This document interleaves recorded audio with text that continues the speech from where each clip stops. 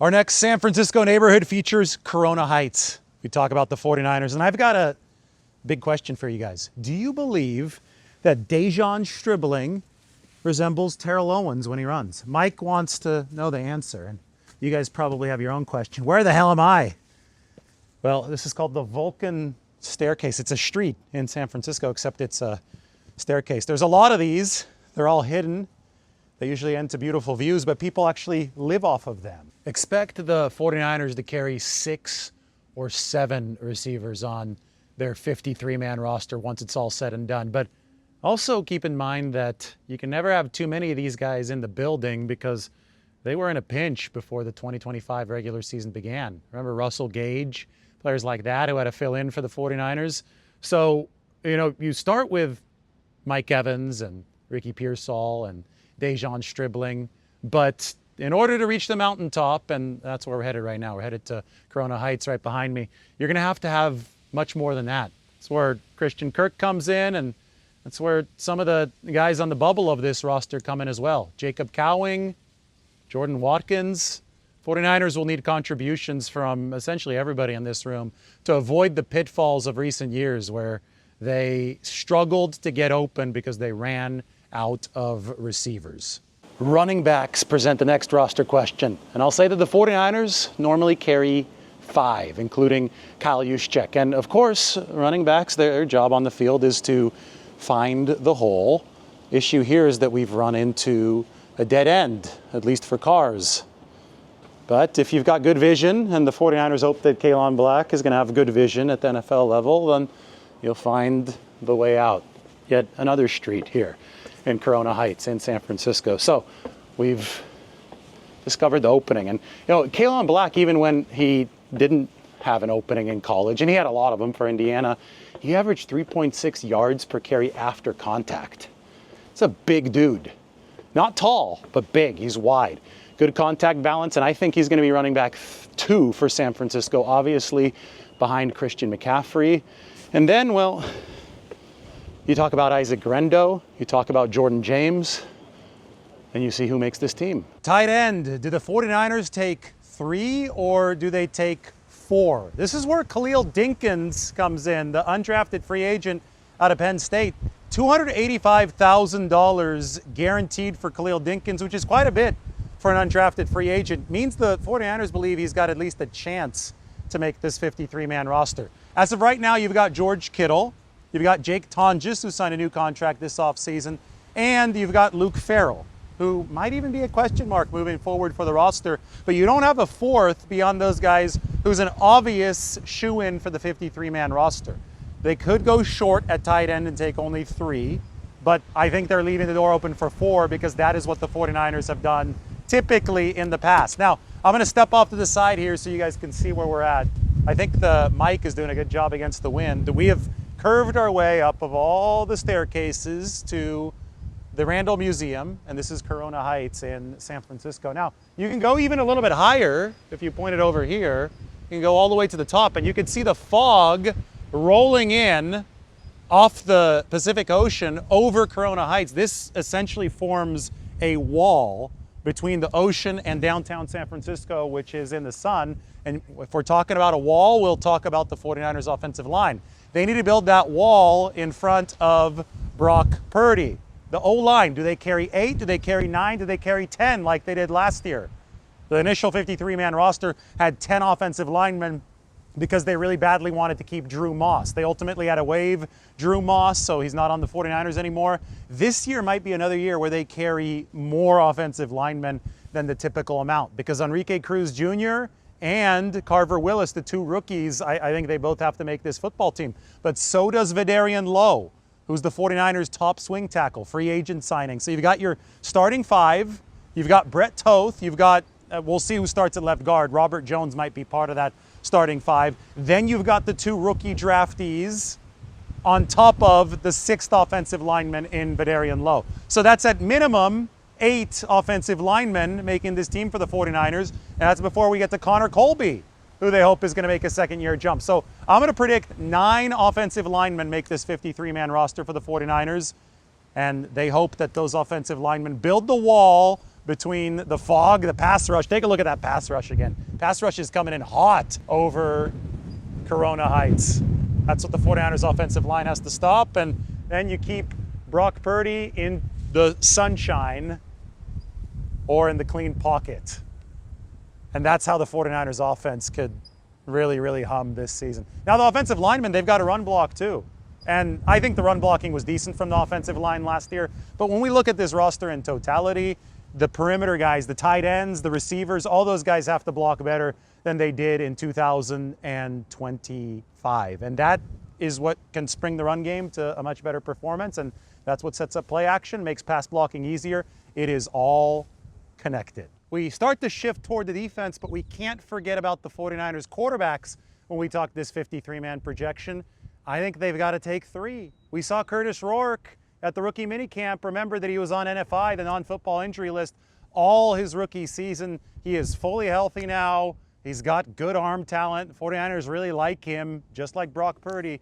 He was a 7th-round pick. So you're taking Brock Purdy, you're taking Mac Jones, you're taking Curtis Rourke. Maybe Adrian Martinez can stick around on the practice squad again for the 49ers. But you got to think about the future. You know, Mac is only going to be making $5 or $6 million this year. He's going to be making a whole heck of a lot more next season. It is the best quarterback room in the NFL. Kind of like how this right here behind me is the best view of San Francisco. This and Twin Peaks probably are the 2 standard great views in this city.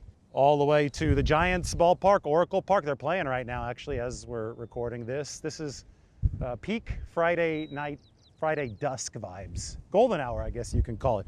But anyway, the best quarterback room in the NFL, right? You had 2 guys, Purdy and Mac Jones, in the top 10 of QBR last year. Mac is going to command a whole lot more money next offseason. So you've got to start grooming the cost-efficient backup quarterback option, and that, I think, lines up to be Curtis Rourke. So you have to carry him on that 53-man roster, even if it's not your plan for him to play. And then you could get into all the discussions about the 49ers and running out of quarterbacks like they did in 2022 in Philadelphia. And they wish they had a 3rd quarterback available in that football game. So 3 QBs. I discussed the entire offense on the offensive half of the 53-man projection. Now we move to the defense here from Corona Heights. And the defensive line, they're loaded at defensive tackle in a way they haven't been in several years. Assuming that you get what you expect to get out of Osa Odighizuwa, assuming that you get what you expect to get out of somebody like Grayson Halton, all of a sudden you've got pass rushers at that defensive tackle position on the inside. You drafted your run stoppers in Alfred Collins and CJ West last year. The edge is where they might still be able to fit a Joey Bosa. Right? Joey, I think, would take the spot of a Sam Okawanu. Maybe he's tradable if they're able to reach financial terms with Joey Bosa. But the edge is obviously loaded up in a way that hadn't been loaded up in recent years now that they've started reinvesting big time in that defensive line. But it's that edge rushing spot where Raheem Morris might try to add even more drop back versatility if he's running more 5-man fronts, where the 49ers might still be a little bit thin. Romello Height can drop back into coverage. Romello Height can rush the passer as well.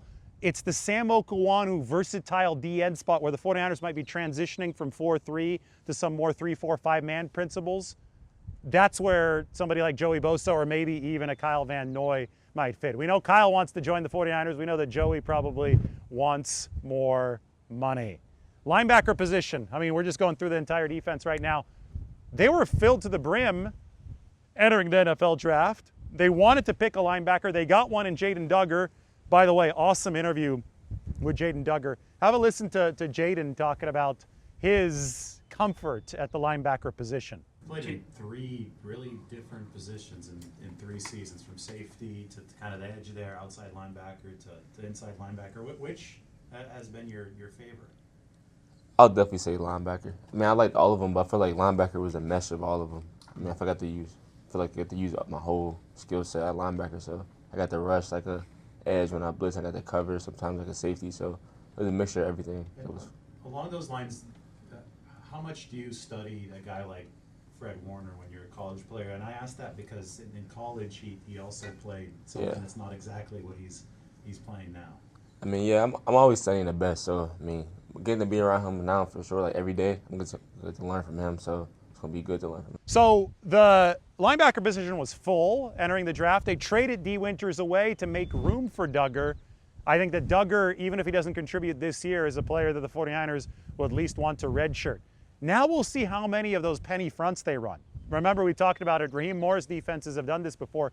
5-man front, up front with the line, 1 linebacker. Fred Warner's not coming off the field if he's healthy, right? Dre Greenlaw, I don't think they want him coming off the field much if he's healthy, but we could see the 49ers running some creative stuff there. Either way, between Greenlaw, Nick Martin, Luke Gifford, the special teams Pro Bowler, I think the 49ers, and Duggar, of course, I think the 49ers at least carry 5 linebackers, and then you wonder about Tatum Bethune on this football team. You wonder about Garrett Wallow. Those probably are going to be the bubble guys for the 49ers. Finally, we wrap it all up. The day is now wrapping up. Look, we still have some of those buildings in sunshine. City Hall in the middle, Transamerica Pyramid. I could go through the different hills in San Francisco. Over there, you've got Pack Heights, right? Yeah, that's Pack Heights straight ahead. If you pan a little bit to the right, Russian Hill. We can't see Telegraph Hill, but it's going to be kind of behind the Transamerica Pyramid in downtown. And then if we pan over to the, we've done videos from Bernal Heights and looking at Candlestick, you could see that whole Candlestick area, Dolores Heights right in front of us, and of course, Twin Peaks. In fact, you could see that fog rushing over Twin Peaks. We talked so much about the offensive line blocking the fog earlier. We ran that metaphor. Well, 49ers pass rush wants to look like that fog coming in from the Pacific Ocean. Only 20 sacks last year, which was a league low. So the pass rush was not delivering for San Francisco, and it didn't help the secondary. This defensive backfield for the 49ers, the corners were fine last year. I don't think they were great, but they were fine. They'd be a lot better if there were pass rush in front of them. So what we just talked about in the front 7 is going to be the biggest key for the guys in the back 4. And I think the safeties can look a lot better too if the 49ers pass rush is better. Does that mean that they don't need to add another safety? No, I think that they probably might still be hungry at that position, but that might happen via in-season trade. Right now you've got Malik Mustafa, you got Marquise Siegel, you've got Jair Brown. Only 3 natural true safeties on this roster projected to make the 53. If you talk about having 4, which the 49ers have done in the past, Jesse Bates, he played for Raheem Morris in Atlanta. Maybe that is a pre-deadline acquisition. Remember that the 49ers talked about the importance of stashing as many 2027 draft picks as possible so they would have ammo at the trade deadline. And that's potentially where you bolster this team, is at that safety position moving forward. Or you sign somebody like you signed Tashawn Gibson, a veteran, back in 2022 to bolster that position. But we just have to see exactly what Raheem Morris wants on the back end. I do think that he is bullish about his corners, whether it be Diamara Lenore playing the Jalen Ramsey role, the star role, moving around a little bit for Raheem Morris, just like Ramsey did with the Rams, or Renardo Green now being pushed by guys like Nate Hobbs. Ephesians Pricesock is on this team. He might be a developmental guy, but the 49ers still have some hopes for him.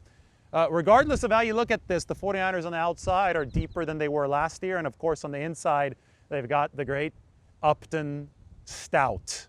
So San Francisco loaded on the defensive side of the ball in the way they haven't been in recent years. And this hasn't been a top 5 defense since 2022. I think it's time for the 49ers to change that. And as always, we can look at this 53-man roster all we want. Health is going to be wealth for the 49ers. The guys who make this team have to stay healthy.